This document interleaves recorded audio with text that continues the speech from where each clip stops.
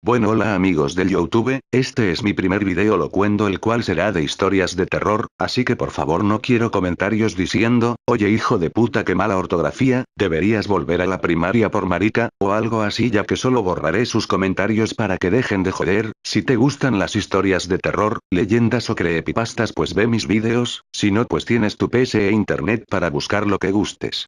Vamos con la primera leyenda titulada Los roba grasa.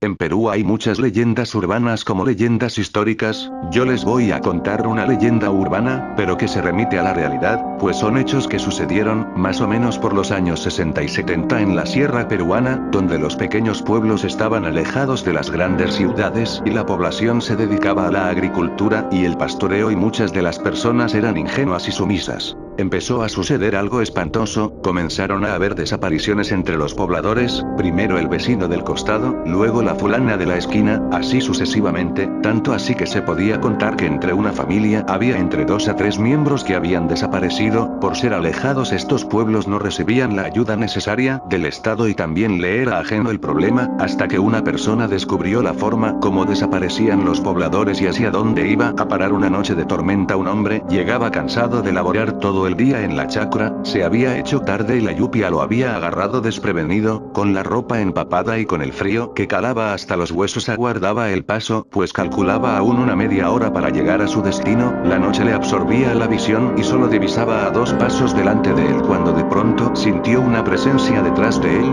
No veía nada pero sentía esa sensación, apuró el paso y la sombra también lo hacía, empezó a correr y la sombra corría hacia él, desesperado le vino encima y le golpeó la cabeza. Cuando abrió los ojos sentía sus manos maniatadas y adormecidas, aún tenía el chorro de sangre que ya se secaba en su mejilla por el golpe, estaba en un lugar semioscuro y a su alrededor unos murmullos y risas chillonas se entremezclaban con gemidos. Intentó liberar sus manos pero apretaba fuerte la soga con el que había sido maniatado. Al acomodarse y sentarse sintió el piso húmedo como fangoso y un olor rancio y podrido, reptó a la luz y sintió los chillidos más fuertes, se incorporó mareado y se dio cuenta que estaba en una cueva y que unos lamparines agónicos alumbraban dentro de la profundidad.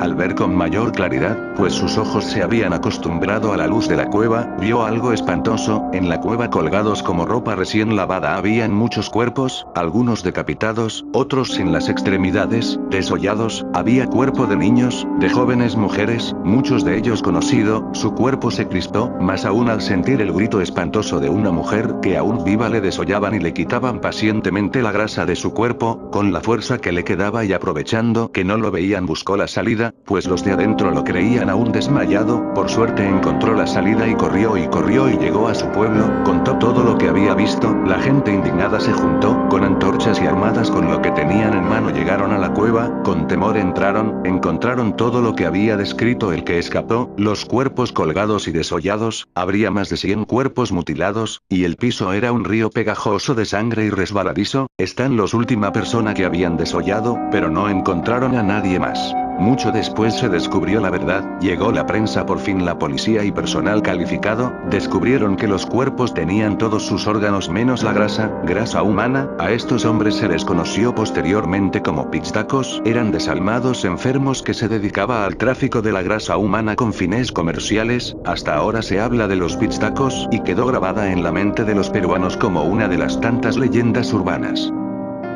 La Llorona. Mi nombre es Raimundo Pérez y quiero relatarles un hecho verídico que me sucedió en 1985, cuando yo tenía 13 años y vivía en el Distrito Federal en México. Un día antes, el 18 de septiembre de 1985 para ser exactos, cayó una lluvia espantosa por la tarde. Yo me encontraba escribiendo en una vieja máquina de escribir Olivetti, haciendo mis tareas de secundaria. Ese día había ido a visitarnos una tía, hermana de mi mamá. Recuerdo que me quedé solo, pues mi familia la acompañó a la parada del bus, y poco después que salieron empezó a llover torrencialmente. Vivíamos en una privada con 3 edificios construidos recientemente. Exactamente en lo que hoy se conoce como Eje 6 Sur esquina con Playa Mirador, en la colonia San Andrés en la Ciudad de México. Tenía prendido el aparato de televisión con el volumen elevado, pero yo seguía realizando mis tareas escolares sin prestarle mucha atención. La lluvia pegaba violentamente en los ventanales del departamento, a pesar de que vivíamos en el primer piso del edificio de en medio y estábamos flanqueados por el primero. De repente se fue la luz, pero enseguida regresó, solo que con menor intensidad. En ese momento escuché que alguien me llamaba por mi nombre. La voz se oía como la de una mujer, pero en una especie de grito desconsolador y lastimero terrible: Raimundo, Raimundo. Alcancé a responder, mande, distraídamente, pero al mirar hacia donde estaba el pequeño pasillo que conducía al baño y las 3 recámaras, vi flotando, como a 1 metro del suelo, a una mujer con un vestido largo color blanco, en una posición como echada para adelante y con las manos con unas uñas muy largas y extendidas hacia mí. Su cara se veía de un blanco sepulcral pero descarnada y con unos ojos completamente negros y como escurriendo sangre. Grité y me paré cual resorte echándome a correr fuera del departamento como un loco.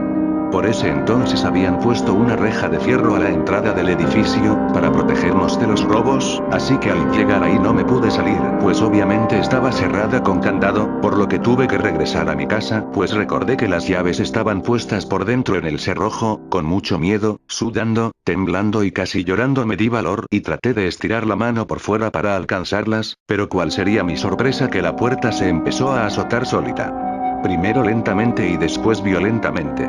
Cuando eso sucedió puse pies en polvorosa de nuevo y corrí hacia los pisos de arriba, para pedirle a algún vecino las llaves de la entrada. Para ser exacto subí al 3er piso, toqué y salió una vecina, sin pedirme muchas explicaciones me dio las llaves y volví a bajar con un miedo tremendo hacia la puerta de entrada. Al pasar por mi puerta vi que automáticamente esta se empezó a azotar de nuevo y con violencia. Como pude metí las llaves y abrí la reja. Corrí como desaforado hacia el edificio principal, al 1er piso también, donde vivía un amigo un poco más grande que yo, de nombre Eli, a quien le conté lo sucedido. Fuimos y bajamos el switch de mi casa para evitar que se siguiera gastando la energía eléctrica, pues todo se había quedado encendido y después me acompañó a mi departamento. Metió sus manos, sacó las llaves y cerramos la puerta. Nos fuimos a su casa y como 1 hora más tarde llegó mi mamá con mi hermano menor. Le platiqué lo sucedido pero no le dio mucha importancia. Ese día no pude dormir absolutamente nada del miedo y la impresión que tenía. Al otro día me levanté a las 6 de la mañana, me bañé y me fui a la secundaria de gobierno en la que estudiaba en ese entonces, la diurna No. 71 que está en las calles de Playa Revolcadero y uno de los andadores de la colonia militar Marte y que todavía existe. Antes pasé por mi amigo Eli, quien también estudiaba ahí solo que en un grado más alto. Íbamos caminando, hasta eso recuerdo que riéndonos de nuestra reciente aventura, y cuando pasábamos cerca de una papelería que aún existe en la calle de Playa Encantada, Papelería del Sur se llama, de repente me caí al suelo con todo y portafolios y él se empezó a reír a carcajadas.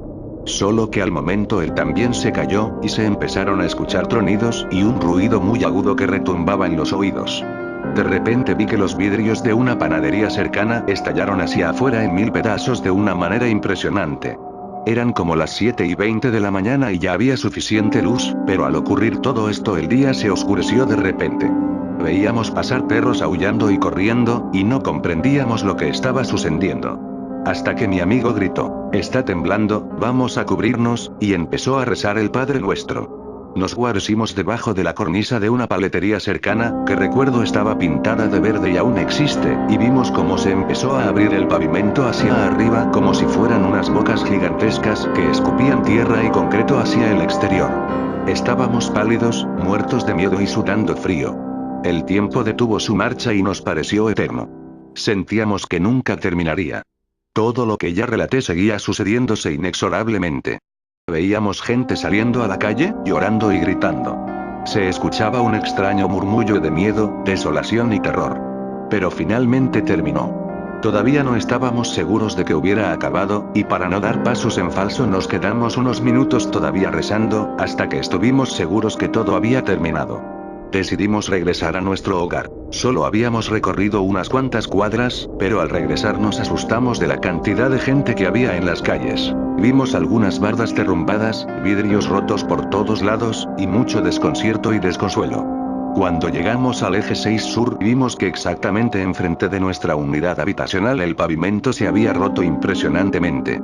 Se hizo un agujero enorme, que cubría la avenida, tiene como 5 carriles, completamente a lo ancho y como en 10 o 15 metros a lo largo. Afuera de nuestro hogar había una cantidad enorme de gente. Vi a lo lejos a mi madre, a mis hermanos y a la familia de mi amigo. Nunca se me olvidará que la mamá de mi amigo Eli, una mujer muy supersticiosa y un poco chiflada, cargaba en sus manos un gran cuadro del Sagrado Corazón de Jesús. Todo mundo lloraba, comentaba con angustia y se notaba mucha tristeza y pesadez en el ambiente. Para no hacerles el relato más largo, les diré que se cayó el edificio de hasta atrás de la unidad donde yo vivía. No se murió nadie de milagro, pero exactamente en el mismo departamento en el cual yo vivía, pero del edificio que se cayó, se quedó atrapada la familia que vivía ahí, compuesta por un matrimonio joven y un bebé hermoso de 1 año. El edificio prácticamente se les vino encima, pues todo el primer y segundo piso se vino abajo. La mamá y el bebé salvaron la vida porque se metieron debajo de la mesa del comedor, y aunque les parezca increíble, soporto lo que se vino encima de piedra y casacajo. El padre quedó tumbado en el piso de lo que era el estacionamiento de abajo pero con el edificio arriba, aunque sin sufrir daños de consideración, solo su pie se quedó atorado entre cascajo, y tuvieron que amputarle un solo dedo para liberarlo. Afortunadamente ahí nadie murió, pero la Ciudad de México, sobre todo en su zona centro, quedó destrozada. Dirán ustedes que qué tiene que ver el relato de terror con el que inicié con lo que pasó ese día, pues no tengo una explicación certera. Podría aventurar una pequeña explicación. La descripción de lo que yo vi ese día coincide con los relatos que ya existen acerca de la Llorona. Se dice que es una mujer con un vestido largo de color blanco, con la cara descarnada, los ojos como cuencas y llorando sangre, y lo más característico es que sus manos tienen unas uñas muy largas y las tiene estiradas como si buscara arañar. Siempre está flotando con el cuerpo hacia adelante y más o menos a 1 o 1,5 metros del suelo, y sus quejidos son muy lastimeros. Días antes del terremoto en México, se escuchó llorar a la Llorona en varias partes de la ciudad. Su presencia siempre precede a grandes catástrofes, y se aparece sobre todo cuando llueve muy fuerte. Bueno, espero que les hayan gustado estas leyendas, si es así solo pasa a mi siguiente video para seguir disfrutando de esto. Se despide su amigo Anderson. Adiós.